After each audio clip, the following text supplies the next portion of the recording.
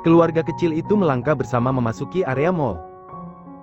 Banyak pasang mata yang memandang dan menatap kagum pada keluarga kecil itu.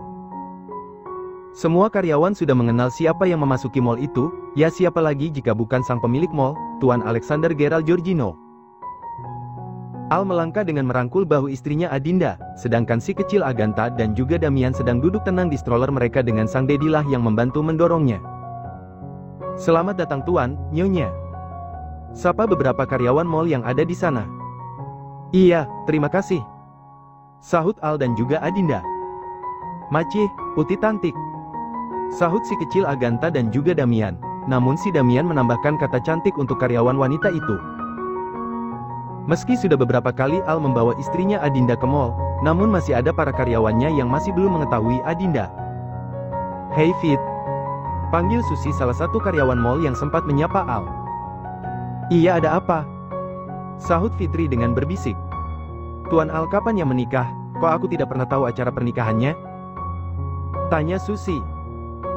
Aku juga tidak tahu sih, kapan Tuan Al menikah, Taunya Tuan Al datang ke mall dengan membawa 2 anak kembar sama istri yang mendampinginya, tapi itu dulu beberapa bulan yang lalu sebelum istrinya hamil. Sahut Fitri. Hei kalian sedang apa bisik? Sentak salah satu temannya. Aduh, kamu nih Rak, mengagetkan orang tahu. Sahut Susi dengan raut kesalnya. Habisnya kalian sedang apa sih? Bukannya kerja malah berbisik, pasti sedang membicarakan orang ya? Tebak Raka, karena memang itulah kebiasaan temannya. Ih, kamu tuh ya Rak, kalau bicara suka benar. Sahut Susi. Tuh kan, memang benar, memangnya kalian sedang membicarakan apa sih? Kenapa sepertinya serius sekali? Tanya Raka yang nampaknya juga mulai penasaran. Ih kamu tuh, bicara kalau kita suka membicarakan urusan orang lain, tapi kamunya sendiri juga kepo. Kali ini Fitri yang menyahut dengan wajah sinisnya. Ya jelaslah aku kepo, habisnya kalian sampai meninggalkan pekerjaan seperti ini. Sahut Raka. Iya, kamu memang benar Rak, kita itu sedang membicarakan Tuan Al, kamu tahu kan istrinya Tuan Al yang itu? Seru Susi dengan menunjuk sosok wanita yang ikut berjalan dalam rangkulan Al. Kenapa, bukannya wanita itu istri Tuan Al? Sahut Raka. Nah, justru itu yang membuat kita bingung. Sahut Susi lagi. Bukan kita, tapi kamu sama Fitri yang bingung. Sahut Raka yang tak ingin dianggap sama seperti 2 temannya. Iya, pokoknya aku dan Fitri yang bingung. Jadi begini, setahuku Tuan Al itu kan belum menikah, tapi sekarang sudah punya 2 orang anak dan istrinya juga hamil lagi. Ujar Susi dengan ketidakpahamnya. Raka yang mendengarnya terdiam sejenak, sebenarnya ia tahu siapa wanita yang mendampingi Tuan Al-nya. Aku sih tidak tahu pasti ya. Tapi yang jelas, wanita hamil yang bersama Tuan Al itu bukanlah wanita yang ada di pelaminan waktu itu. Tunggu, maksud kamu apa Rak? Tanya Fitri. Iya, maksudnya bagaimana sih Rak? Timpal Susi juga yang semakin penasaran. Ya ampun, kalian ini, aku itu masih belum selesai bicara, malah langsung dipotong. Kesal Raka. Hihihi. Iya maaf. Sahut Susi dan Fitri. Jadi begini, beberapa tahun yang lalu, ya sekitar 3 tahunan sebelumnya lah, aku pernah bantu saudara sepupuku yang kerja di rumah Tuan Al sebagai bodyguard. Waktu itu adalah hari resepsi pernikahan Tuan Al. Karena kekurangan tenaga pekerja yang mengantar makanan dan minuman di meja tamu, akhirnya aku disuruh bantu di sana sama saudara sepupuku. Ya jadi art seharian begitu. Nah, di sanalah aku bertemu perempuan yang bersama Tuan Al tadi. Itu perempuan yang kita anggap sebagai istrinya. Jujur, sebenarnya aku tidak tahu persoalan yang sebenarnya. Tapi yang pasti, perempuan yang Tuan Al bawa itu, bukanlah perempuan yang menjadi pasangan Tuan Al di pelaminan. Perempuan itu adalah Art di sana, dia itu pernah pingsan di acara resepsi pernikahan Tuan Al, dan kalian tahu apa yang terjadi? Tuan Al itu sampai tega meninggalkan pasangannya di pelaminan hanya demi perempuan tadi. Bahkan yang aku dengar, Tuan Al tidak kembali lagi ke pelaminan. Jelas Raka pada kedua temannya. Susi dan juga Fitri begitu sangat terkejut setelah mendengar cerita Raka, berbagai pikiran negatif pun telah muncul di otak mereka. Raka, jangan katakan kalau Tuan Al selingkuh dengan Artnya sendiri. Tebak Fitri dengan rasa tak percayanya. Waduh, iya betul, sepertinya Tuan Al memang selingkuh. Timpal Susi. Entahlah, aku sendiri juga tidak tahu. Sahut Raka dengan mengangkat kedua bahunya. Tapi tunggu Raka, kenapa Tuan Al tidak memberitahukan pernikahannya ke media? Tanya Fitri lagi. Kata saudara sepupuku yang kerja di sana, Tuan Al memang sengaja tidak mempublikasikan pernikahannya, alasannya karena tidak ingin para rivalnya tahu. Sahut Raka, karena memang itulah alasan yang sebenarnya. Kalau Tuan Al memang benar selingkuh, kasihan sekali istrinya ya, apalagi Tuan Al sampai punya anak dari selingkuhannya. Seru Susi yang merasa miris. Ya mau bagaimana lagi, anak Sultan mah bebas. Pungkas Raka. Tanpa mengetahui ketiga karyawannya yang sedang membicarakan dirinya dan juga sang istri, kini Al dengan keluarga kecilnya baru sampai di meja dan kursi yang telah dipilih. Dedi, Momi, Mian mau tulun, Mian mau pindah ja. Pinta Damian. Iya, anta duda mau tulun, mau duduk di sini ja. Timpal Aganta dengan menunjuk salah satu kursinya. Oh, oke lah my twins boy. Sahut sang Dedi Al, lalu memindahkan tubuh mungil mereka berdua ke kursinya masing-masing. Baru saja sang Dedi selesai mendudukkan kedua putra kecilnya, datanglah seorang pelayan wanita yang menghampiri keluarga kecil itu. Selamat datang Tuan Nyonya, dan kedua tuan muda kecil, ada yang bisa kami bantu? Sapa pelayan itu dengan ramah. Seperti biasa, kamu tahu kan makanan kesukaan kedua putraku, kecuali istriku, menu makanannya disamakan dengan milikku. Sahut Al tanpa basa-basi. Baiklah Tuan Nyonya, kalau begitu akan segera kami siapkan. Sahut pelayan wanita itu lagi sebelum akhirnya berlalu menuju dapur. Sayang, apa kamu ingin sesuatu, misalnya cemilan begitu? Tawar Al pada sang istri, pasalnya istrinya itu tak meminta apa sedari tadi.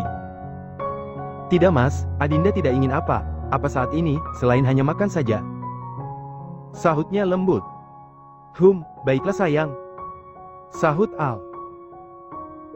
Tanpa Al sadari, dari posisinya duduk saat ini, sedang ada Tuan David dan juga dua rekan kerjanya yang juga berkunjung sedang menikmati menu makan mereka. Meja Tuan David dengan meja Al hanya terhalang oleh dua meja saja, tentu jarak mereka saat ini tidaklah terlalu jauh. Ini Tuan Nyonya, menunya. Seru pelayan tadi dengan meletakkan makanan yang dipesan oleh Al. Selamat menikmati Tuan Nyonya, Tuan muda kecil. Lanjut pelayan itu lagi dengan sikap ramahnya. Terima kasih Mbak. Sahut Adinda tersenyum.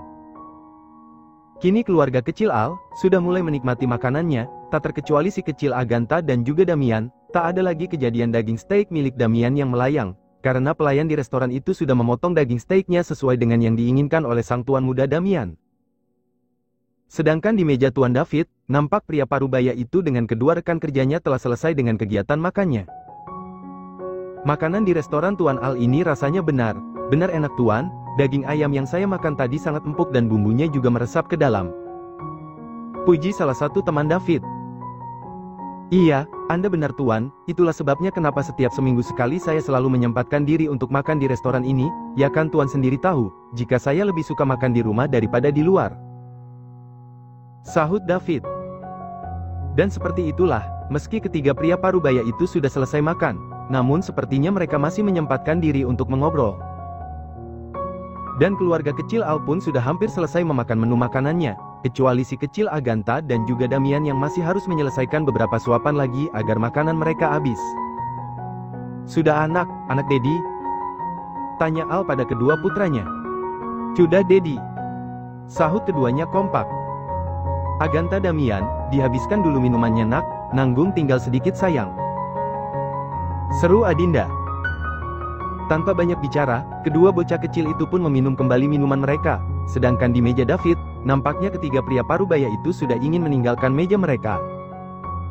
Baiklah, tuan-tuan, tunggu di luar saja dulu, saya mau bayar tagihannya dulu ke kasir. Seru David pada kedua rekan kerjanya. Ya kami juga ingin bayar tuan. Sahut mereka. Tidak perlu tuan, biar saya saja yang bayar, kali tidak apakan mentraktir teman sendiri. Sahut David lagi. Baiklah Tuan David, kalau kita makan di sini lagi, biar saya yang traktir. Sahut salah satunya. Hahaha. Mereka tertawa renyah rupanya. David pun menuju kasir, sedangkan kedua temannya menuju keluar mall. Berapa tagihannya untuk di meja saya? Tanya David. Total semuanya 230.000 tuan. Sahut kasir wanita itu. David pun menyerahkan uang 100 ribuan sebanyak 3 lembar pada kasir itu. Ya, meski David seorang pengusaha kaya, yang sebenarnya sangat mampu membayar tagihan apapun dengan kartu debitnya, namun David memiliki kebiasaan untuk selalu menyediakan pecahan uang di sakunya. Ini tuan, uang kembaliannya 70 ribu, terima kasih atas kunjungannya dan selamat datang kembali. Seru kasir itu ramah dengan memberikan sisa uang milik David. Merasa tak ada kepentingan lagi, David pun segera ingin keluar dari restoran itu. Ia melangkah meninggalkan meja kasir. Baru beberapa langkah pria parubaya itu berjalan, mendadak langkahnya terhenti. David tak sengaja melihat sosok yang sangat ia kenal. Hah! Bukannya itu Al? Gumamnya dengan tanpa melepas pandangannya. Siapa mereka? Gumam David lagi setelah melihat seorang wanita berhijab dan juga 2 orang anak kecil yang sedang duduk bersama dengan Al. Tak ingin berlama-lama dengan rasa penasarannya, David pun kembali melangkah menuju meja Al. Al, kamu di sini? Tanya David tiba-tiba. Sontak saja Adinda dan juga Al pun langsung menoleh. Om David, sahut Al dengan sedikit tertegun. Ya, Al dengan David tidak akan saling memanggil tuan jika ada luar kantor ataupun bertemu dengan rekan kerja yang lain. Kamu makan di restoranmu? Tanya David. Ya om, kami makan di sini, sahut Al santai. David nampak memperhatikan wanita berhijab dan juga 2 bocah kecil yang duduk di antara Al dan juga wanita berhijab itu. Mereka siapa Al? Kenapa om baru melihat mereka? Tanya David, sepertinya ia ingin memastikan sesuatu. Wanita berhijab yang duduk di sampingku ini adalah Adinda istriku om, dan kedua anak kembar ini adalah putraku, sahut Al. David cukup tertegun dengan penuturan Al, jujur saja masih ada rasa tak terima di lubuk hati terdalamnya. Sudah sejak lama David ingin agar Al bisa menjadi suami Diandra, namun sayang, akibat dari kecerobohannya sendiri, membuat Al tidak bisa menjadi menantunya. Tidak, bukan tidak bisa, tapi karena keadaanlah yang tidak memihak. Jadi ini istri Al, wanita yang pernah putriku ceritakan, batin David. Adinda yang ditatap oleh David merasa tak nyaman dibuatnya. Adinda sedikit merasa takut, karena tatapan pria yang suaminya panggil Om David itu nampak tak biasa. Sebenarnya Om ingin apa datang kemari? Jika Om ingin membuat istriku merasa tak nyaman, lebih baik Om pergi saja dari sini. Sentak Al tiba-tiba, ia merasa tak suka dengan sikap David. Oh, maafkan Om Al, Om tidak bermaksud apa-apa, hanya saja Om melihat istrimu ini, jadi teringat akan cerita dari Diandra, sahut David dengan suaranya yang terdengar getir. Jadi Om sudah tahu, baguslah jika Om David sudah mengetahuinya, sahut Al dengan suara datar namun terkesan menekan. Ya sudah kalau begitu, Om permisi dulu ya Al, pamit David, namun Al tak menyahut. David pun kembali melangkah meninggalkan area restoran itu, dan masih harus melangkah keluar dari mall. Sial, beraninya Al bersikap menantang seperti itu, dia tidak pernah bersikap seperti ini sebelumnya. Bahkan saat menjadi tunangan putriku, Al begitu sangat sopan. Rupanya perempuan itu sudah berhasil mengubahmu Al, gumam David dengan rasa kesal di hatinya. Di mejanya, Al menatap wajah istrinya, sepertinya istrinya ini sedang dalam keadaan tidak baik saja. Sayang, kamu merasa tidak nyaman? Tanya Al. Adinda pun mengangguk. Mas, bapak yang tadi itu, papanya Kak Diandra? Tanya Adinda. Iya sayang, itu Om David, papanya Diandra, sahut Al. Oh, papa Nauti Diandra, Uti yang bawa kue itu ya Dedi? Oh, papanya Onti Diandra, Onti yang bawa kue itu ya Dedi? Sahut si kecil Damian tiba-tiba, rupanya bocah kecil itu masih mengingat Onti Diandranya. Iya boy, orang yang tadi papanya Onti Diandra, kamu masih ingat ya dengan Onti yang namanya Diandra itu, padahal kamu baru sekali bertemu dengannya, sahut Al tersenyum. Iya Dedi, Mian inat, sahutnya. Anta duda inat, sahut Aganta juga. Wah, kalian luar biasa boy, masih kecil tapi daya ingat kalian melebihi anak yang seumuran kalian, Dedi sangat bangga, puji Al.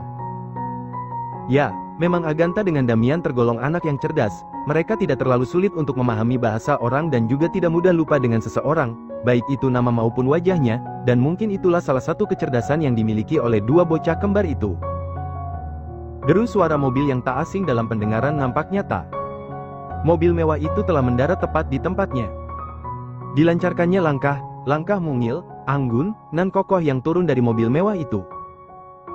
Setelah cukup puas menggunakan sang waktu menikmati beraneka macam kegiatan bermain, akhirnya dua pemeran utama itu pun mulai berbondong-bondong menuju rumahnya. Si kecil Damian dan juga Agatha nampak berseri-seri dibuatnya. Mereka melangkah dengan perasaan senangnya, dengan sang Mommy dan juga Daddy yang turut andil dalam kesenangan mereka. Kedua tangan mungil itu nampak menggenggam erat tentengan yang berisi cemilannya, mungkin untuk mereka makan nanti saat menonton kartun favorit mereka. Selamat datang Tuan, Nyonya, Tuan Muda Agatha, dan Tuan Muda Damian.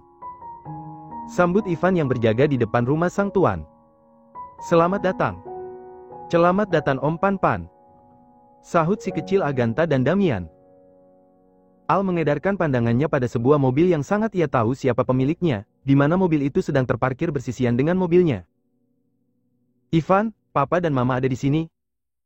Tanya Al. Iya Tuan, Tuan dan Nyonya besar ada di dalam. Sahut Ivan. Tumben, kenapa Mama dan Papa tidak memberitahuku jika ingin datang ke sini? Gumam Al. Om Pan-Pan, antapuna kideldoy, buat Om Pan-Pan Mamam.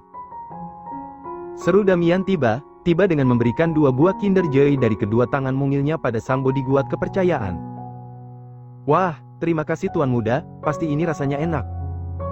Sahut Ivan dengan menerima pemberian Kinder Joy dari uluran kedua tangan sang Tuan Muda. Ini meman enak, di mamam ya Om Pan-Pan. Seru Agatha lagi.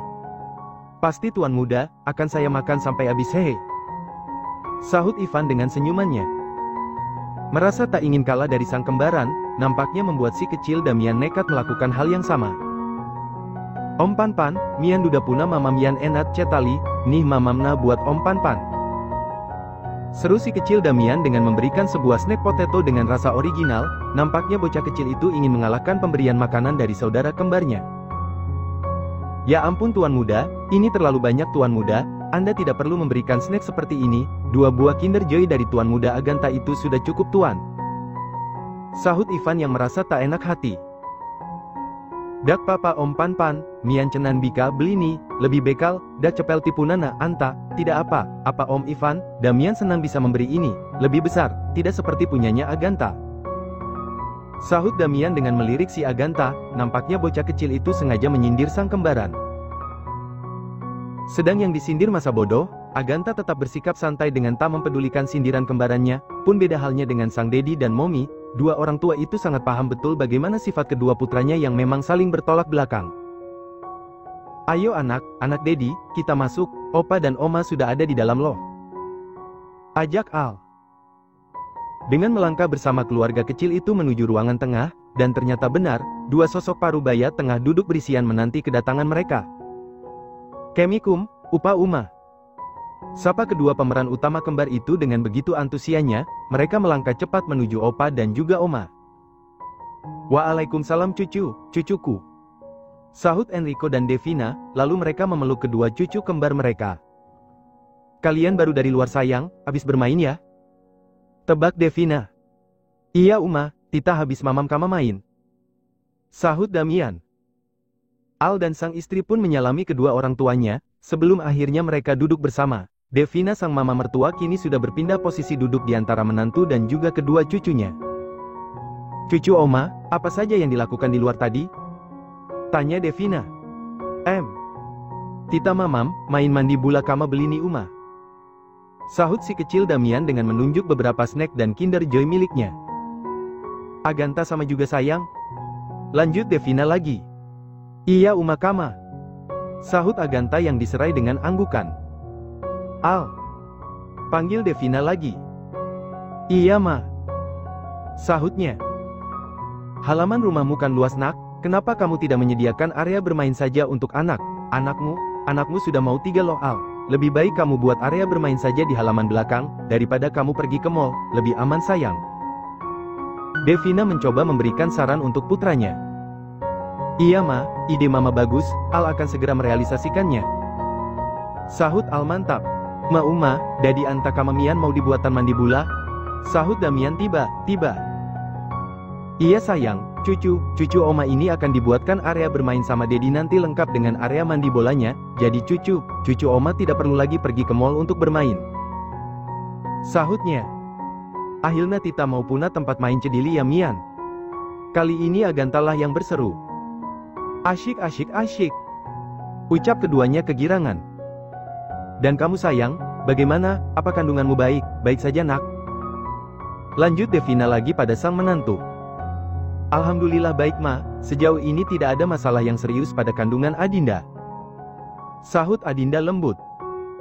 Alhamdulillah, mama lega dengarnya sayang, dan ingat, kalau kamu butuh sesuatu langsung katakan pada suamimu itu, tidak perlu takut, atau kalau kamu ingin mama yang melakukannya katakan saja ya sayang. Suruh Devina. Iya ma pasti. Sahutnya dengan senyumannya. Sejuknya malam terasa menyelimuti setiap atap bangunan di kota itu, tiupan angin lembutnya terasa menjadi lebih dingin kala terus menerpa. Diandra pun menutup jendela kamarnya, tubuhnya mulai terasa menggigil kala angin malam itu terus masuk dan menerpa tubuhnya. Sudah lumayan hangat, tumben sekali ya anginnya terasa dingin, oh tidak bukan dingin, tapi akunya yang terlalu lama membuka jendela. Gumamnya dengan menutup jendela kamar yang dibukanya. Diedarkannya pandangannya pada penunjuk waktu yang terpasang di dinding kamarnya, ternyata waktu sudah menunjukkan pukul 10 malam. Ya ampun, pantas saja aku sampai kedinginan, ternyata ini sudah pukul 10 malam, Diandra. Gara nonton TikTok, sampai lupa dengan waktu. Gumamnya dengan menepuk jidatnya sendiri. Wanita berparas cantik itu pun menuju kamar mandi untuk gosok gigi dan juga membersihkan wajah, lengan serta kakinya sebelum akhirnya ia menuju ranjang kasur tempat di mana ia meraih mimpi. Sudah selesai. Kemudian Diandra pun hendak menuju pintu kamarnya untuk ia kunci. Namun belum sempat langkahnya sampai sudah terdengar kriet yang menandakan seseorang telah membuka pintu itu dari luar. Papa. Sahut Diandra. Ada apa pa? Kamu belum tidur nak, baguslah, ada yang ingin papa bicarakan denganmu Diandra. Sahut David. Ingin membicarakan apa pa? Sepertinya serius sekali. Sahutnya. Ya ayo duduk dulu, biar kamu mengerti pokok persoalannya. Sahut David, lalu pria parubaya itu pun duduk di salah satu sofa yang ada di sana. Papa ingin membicarakan apa? Tanya Diandra lagi. Dipandangnya wajah putrinya itu, wajah putrinya cantik, tidak ada yang kurang sedikit pun dari putrinya, lalu mengapa Al sampai bersedia menikahi perempuan lain? Meski sebagai bentuk pertanggungjawabannya, tapi tetap saja tidak harus dengan cara menikahinya kan? Masih ada cara lain untuk mempertanggungjawabkan kesalahannya, apalagi kesalahan itu terjadi karena ketidaksengajaan. Pak, sebenarnya papa ingin membicarakan apa sih? Diandra dari tadi nunggu loh. Tanyanya lagi. Nak, jawab pertanyaan papa dengan jujur, apa kamu masih mencintai Al? Tanya David pada akhirnya. Diandra cukup terkejut dengan pertanyaan papanya, bagaimana bisa papanya menanyakan hal seperti ini? Pa, kenapa papa menanyakan ini? Memangnya ini penting, apakah Diandra mencintai Al atau tidak? Itu sudah tidak ada gunanya lagi pa? Sahut Diandra. Justru itu papa bertanya padamu Diandra, jawab dengan jujur nak, apa kamu masih mencintai Al? Tanya David lagi. Mungkin Diandra memang harus menjawabnya dengan jujur kali ini, daripada papanya bertanya-tanya terus. Jika memang Diandra tidak mencintai Al, tidak mungkin jika selama di Kanada, Diandra sampai menolak lamaran dari banyak pria pa, tapi apalah gunanya perasaan cinta ini, Al bukanlah jodoh Diandra, dan lagi pula, Diandra sudah ikhlas menerima semua keadaan ini pa, Diandra akan berusaha melupakan Al. Sahutnya. Kalau begitu, kamu harus memperjuangkannya nak, Al itu menikahi istrinya karena merasa bersalah, bukan karena cinta, itu artinya Al masih mencintaimu. Sahut David, entah apa yang ada di pikirannya. Pa, papa ini kalau bicara jangan yang aneh deh pa, Al itu sudah menikah, memang Al dulu tidak mencintai istrinya, tapi itu dulu sebelum dia menikahi istrinya, dan sekarang. Al sudah sangat mencintai istrinya pa, dan perlu papa tahu, Diandra tidak ingin menjadi wanita rendahan dengan mengganggu kehidupan rumah tangga orang. Sentak Diandra, iya benar tak habis pikir dengan papanya. Cinta? Al cinta pada istrinya? Cinta dari mananya? Al itu menikahi istrinya karena rasa bersalahnya Diandra dan tidak lebih dari itu. Sahut David, rupanya dia masih kekeh dengan keyakinannya. Diandra tersenyum miris melihat kepercayaan papanya. Apa yang terjadi pada papanya? Mengapa papanya sampai memiliki pemikiran sedangkal ini? Istri Al adalah Adinda Pa, Adinda Zilvanya Kanzu, keponakan dari Om Hermawan Aditama Kanzu. Al sangat mencintai istrinya Pa, bahkan istrinya saat ini tengah mengandung anak ketiganya. Kalau papa masih bersikeras ingin Diandra memperjuangkan Al yang sudah jelas sudah tidak mencintai Diandra lagi, maka jangan salahkan Al dan juga Om Herdi, kalau sampai perusahaan kita dibantai. Sahut Diandra, karena hanya dengan cara inilah agar papanya bisa bungkam. Dan benar saja, mendadak David jadi terdiam, dan tak dapat menyahut lagi. David memanglah orang yang begitu sayang pada keluarganya, termasuk istri dan juga anak-anaknya, apalagi jika itu menyangkut kebahagiaan mereka, maka cara apapun akan David lakukan untuk mendapatkannya. Namun sayang, dari hal itu pula lah ia menjadi gelap mata sehingga mengabaikan kebenaran yang sebenarnya. Digenggamnya kedua tangan papanya, Diandra tahu, jika sebenarnya papanya ini sama sekali tidak memiliki niatan jahat. Pa, Diandra tahu, papa sangat menyayangi Diandra, dan papa akan melakukan apapun untuk kebahagiaan Diandra, tapi pernahkah papa berpikir, jika apa yang papa lakukan itu adalah salah, dan sama sekali tidak akan membuat Diandra bahagia? Pa, Diandra sudah ikhlas Pa, memang benar, jika cinta Diandra untuk Al masih ada, tetapi cinta, tidak selamanya harus memiliki. Pa, semenjak Diandra tahu jika di hati Al sudah ada wanita lain, semenjak itulah Diandra sudah ikhlas dan berusaha untuk melupakannya Pa. Jadi Diandra mohon sama Papa, jangan ada lagi niatan untuk Al agar mau kembali pada Diandra, karena tidak mungkin. Sahut Diandra dengan segala kebenaran hatinya. David pun menghela nafasnya, hatinya menjadi melemah, dan rasa emosi pun mereda. Seharusnya dirinya sadar, bagaimana sejak awal putrinya menerima semua keadaan ini, lalu mengapa dirinya masih bertingkah? Maafkan Papa nak, Papa sudah egois, kenapa Papa tidak menyadari, kalau Papa memiliki seorang putri yang berhati sangat mulia? Heh, kamu sudah pernah menolong Al dari maut tanpa mempedulikan nyawamu sendiri nak, dan kamu pun dengan ikhlas menerima jika Al tidak bersamamu lagi. Maafkan Papa nak, andai dulu jika Papa saja yang pergi ke Kanada, pasti tidak akan seperti ini jadinya. Sahut David dengan segala penyesalannya.